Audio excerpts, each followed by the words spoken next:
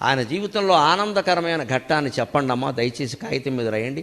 ఎవరికైనా నేను సవాలు చేస్తున్నా, శ్రీకృష్ణుడి జీవితంలో ఆనందదాయకమైన ఘట్టంలోనే 10 రాయండి. మీరు 1 కాదు 10 లేవండి, 2, 3 మించి మీకు దొరకవండి.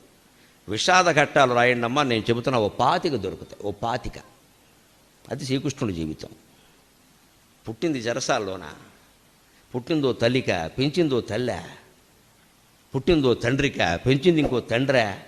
అందులో పెంచిన తండ్రికేమో వీడు తన బిడ్డ కాదని తెలుసా, ఆ తల్లికేమో తెలియదా? ఏమి జీవితాలండి. అవునడానికి లేదు, కాదనడానికి లేదు. నిజం ఒకడికి తెలుసు, నిజం ఇంకోళ్ళకి తెలియదు. కానీ పెరిగాడు మహానుభావుడు. పుట్టగానే చంపేస్తాననే మేనమామ. మనం ఎంత అదృష్టవంతులో ఉండే అటువంటి మేనమామలు మనకు లేదు. పుట్టని చంపేస్తాననే మేనమామ కత్తెట్టు కూర్చున్నాడు ఆ జైలు దగ్గర. అదే ఆ శ్రీకృష్ణుడి జీవితం. అవతార పురుషుడు అంటున్నారు కదా. మరి ఇంత భయంకరమైన జీవితంలో కూడా భగవతత్వాన్ని వ్యక్తం చేసిన